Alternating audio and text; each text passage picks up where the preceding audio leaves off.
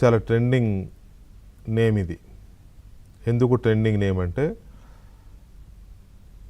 ఇతను మే 9వ తేదీ నుంచి అంటే సుమారుగా 40 రోజుల నుంచి అదృశ్యమయ్యాడు. ఎలా అదృశ్యమయ్యాడు అంటే పోలీసుల చేతిలో అదృశ్యమయ్యాడు. పోలీసులు ఇతన్ని మాయం చేశారా, చంపేశారా అనేది ఇప్పుడు $1 మిలియన్ క్వశ్చన్. సర్కమ్స్టాన్షియల్ ఎవిడెన్సెస్ చూస్తూ ఉంటే అతను బతికి లేడు అని అందరూ నమ్ముతున్నారు, ఇంక్లూడింగ్ సాయి కృష్ణ తల్లి, బంధువులు, కుటుంబ సభ్యులు అందరితో సహా ఆ విజయవాడ పట్టణ ప్రాంత వాసులు కానీ, పోలీసు అధికారులు కానీ, ప్రభుత్వం కానీ అందరూ విశ్వసిస్తున్నారు. నో డౌట్ అతను హత్య గావింపబడ్డాడు, పోలీసులే అతన్ని చంపేశారు అనేది మనకి పరిస్థితుల్ని గమనిస్తే మనకి చాలా క్లియర్గా రూఢి అవుతోంది. ఎందుకు చంపేశారు అని అంటే కారణాలు ఇదమిద్దంగా తెలియడంలా. సాయి కృష్ణ మీద కేసులున్నమాట వాస్తవం, రకరకాల కేసులు ఉన్నాయి. ఒక మైనర్ బాలిక మీద అత్యాచారం చేశాడని పోక్సో కేసు గతంలో ఉండింది. తర్వాత గంజాయి అమ్ముతున్నాడనే దాని మీద ఆ గంజాయి నార్కోటిక్స్ లాంటిది ఏదో కేసులు ఉన్నాయి. అవి కాకుండా దౌర్జన్యాలు, దోపిడీలు, సంథింగ్ ఇటువంటివి కూడా చాలా కేసులు ఉన్నాయి. కొట్టడాలు, దొమ్మీలు,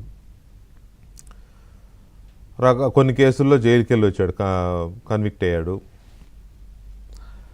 కొన్ని కేసుల్లో అతను ట్రయల్ నడుస్తోంది కోర్టుల్లో, వివిధ కేసుల్లో వివిధ కోర్టుల్లో విచారణ నడుస్తోంది.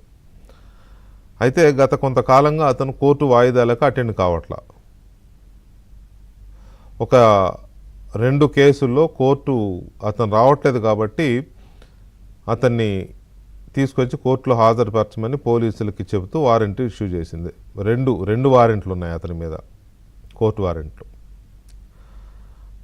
ఆ నేపథ్యంలో అతను పోలీసులకు అతను ఎక్కడున్నాడో ఆచూకీ తెలియడంలా. మే 8వ తేదీ నుంచి పోలీసులు వాళ్ళ మదర్ విజయలక్ష్మి గారిని పిలిపించి అడగడం, నీ కొడుకు ఎక్కడున్నాడని, ఏంటని.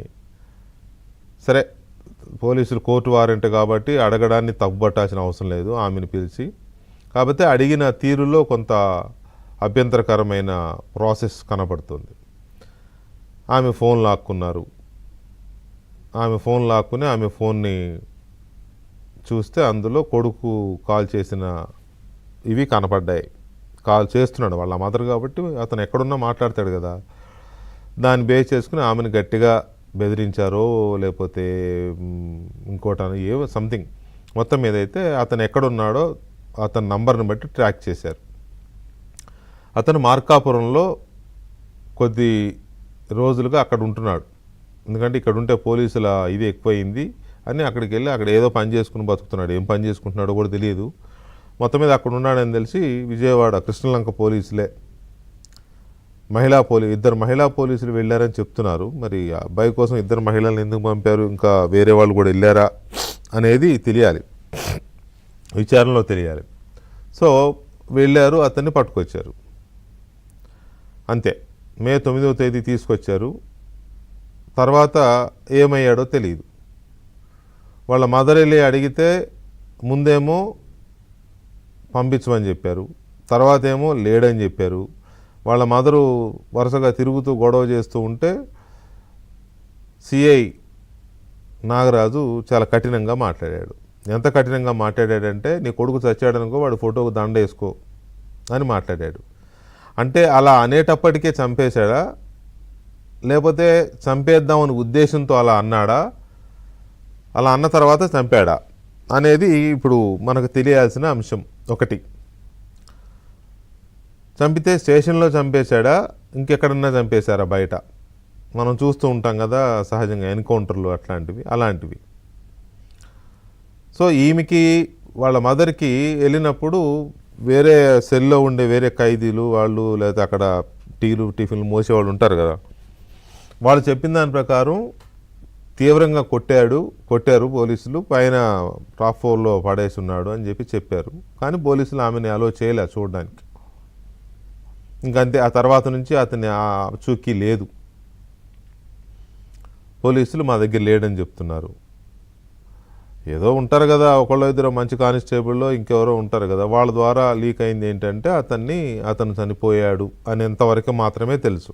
ఆ తర్వాత ఏంటి, ఎక్కడ ఉన్నాడు, అసలు బాడీ ఎక్కడ ఉంది, ఉన్నాడా లేడా, ఏమీ తెలియని పరిస్థితిలో కేసు ఈ సస్పెన్స్లో ఉంది.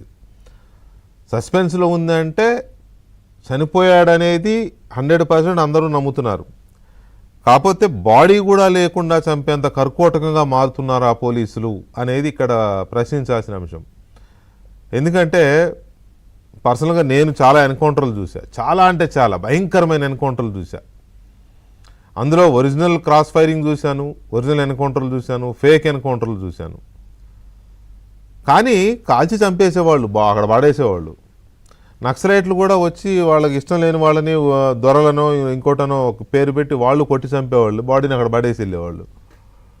కానీ ఇంత భయంకరంగా శవం కూడా లేకుండా చేసేంత దుర్మార్గపు పరిస్థితిని ఎక్కడా చూడలేదు. ఇది కరెక్ట్ కాదు. అతని మీద ఎన్ని కేసులైనా ఉండవచ్చు, అతను ఎంత తీవ్రమైన నేరస్తుడైనా కావచ్చు.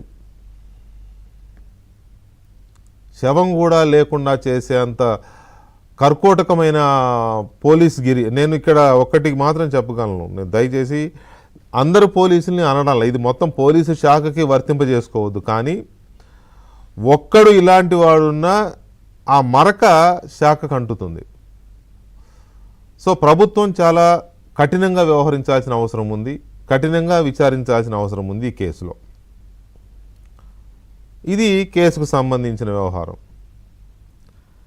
తర్వాత కేసుని కేసుగా చూడాలి.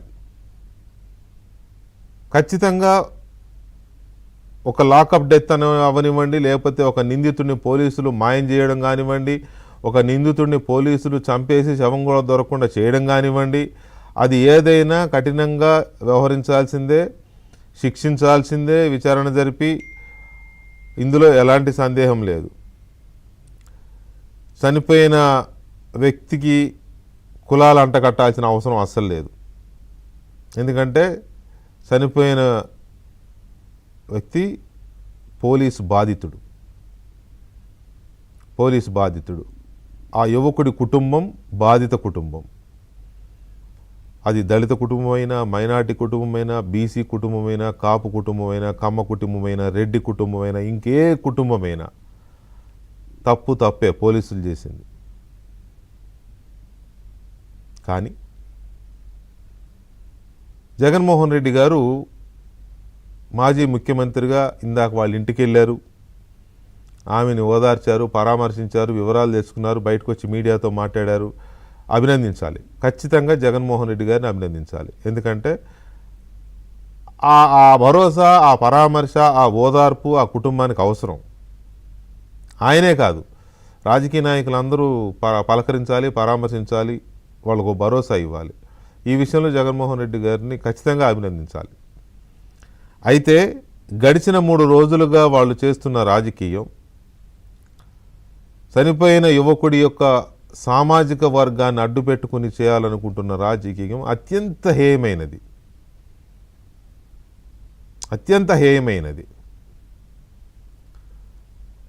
ఆ యువకుడు కాపు సామాజిక వర్గానికి చెందినవాడు అనే దాన్ని బేస్ చేసుకుని, నేను మొదటి రోజే సాక్షిలో చూసి కాపు యువకుడి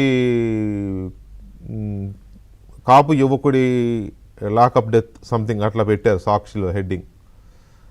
యువకుడి లాకప్ డెత్ కదా, కాపు యువకుడు ఏంటి అంటే, కాపు యువకుడైనా, కమ్మ యువకుడైనా, రెడ్డి యువకుడైనా, లేకపోతే దళిత యువకుడైనా యువకుడే కదా. కాకపోతే దళితులకి కొంత మనం ప్రయారిటీ ఇస్తాం, ఎందుకంటే కాస్త ఏ అండాదండా లేని వర్గాలుగా ఉంటారు కాబట్టి వాళ్ళ విషయంలో వాళ్ళకు కొన్ని ప్రత్యేక చట్టాలు ఉన్నాయి కాబట్టి డెఫినెట్గా ఆ విషయంలో కొంత లివరేజ్ ఉంటుంది. ఆ రోజే అనుమానం వచ్చింది, దీన్ని సూదిని తీసుకెళ్లి దూలానికి గుచ్చే కులం పేరుతో చేసే రాజకీయంగా కనపడుతోందని.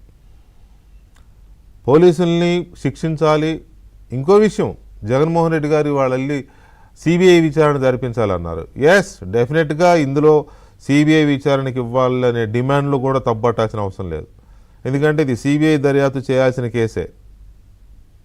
నాకు తెలిసి దేశంలో ఎక్కడ శవం కూడా కనపడకుండా అంటే బాడీ కూడా దొరకకుండా మాయం చేసే ప్రయత్నం ఎక్కడ మా ఎక్స్పీరియన్స్లో అయితే పోలీసులు చేయడం వినలా.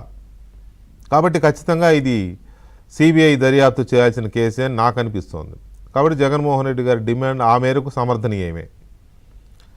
కానీ దీనికి కులాన్ని అడ్డం పెట్టుకుని రాజకీయం చేయడం మాత్రం చాలా హేయమైన నీచమైన రాజకీయం జగన్మోహన్ రెడ్డి గారి, వాళ్ళ పత్రికది, వాళ్ళ నాయకులది. ఇక్కడ గమనించాల్సింది ఏంటంటే, మరి వాళ్ళకి తెలిసి చేశారో తెలియక చేశారో నాకు తెలియదు, కానీ నేను ఎంక్వైరీ చేశాను.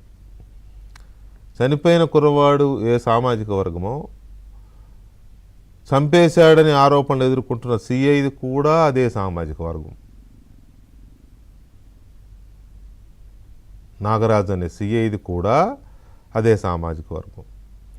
నేను పేరు చెప్పను, కానీ ఆ సిఐని కావాలని అక్కడికి రికమెండేషన్ మీద తెచ్చుకున్న నాయకుడు కూడా అదే సామాజిక వర్గానికి చెందిన నాయకుడు.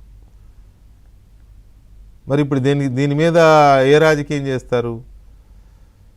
ఒక యువకుడిని అన్యాయంగా పోలీసులు చంపేసి బాడీ లేకుండా మాయం చేశారనే అంశం ముఖ్యమా, అతను ఏ కులం వాడనేది ముఖ్యమా జగన్మోహన్ రెడ్డి గారు? కాబట్టి ఇలాంటి నీచమైన రాజకీయాలు బహుశా అంతగా ఫలితాన్ని ఇవ్వకపోవచ్చు. ఎనీవే, అయినా కూడా దాన్ని కూడా చర్చిద్దాం. ఈ మొత్తం వ్యవహారంలో పోలీసుల చర్య కానీ ఇంత ఘోరంగా, ఇంత కర్కోటకంగా, ఇంత కర్కశంగా ఎందుకు చేశారు అనే దాని మీద కానీ, ముఖ్యమంత్రి చంద్రబాబు నాయుడు, ఉప ముఖ్యమంత్రి పవన్ కళ్యాణ్ స్పందించిన తీరు కానీ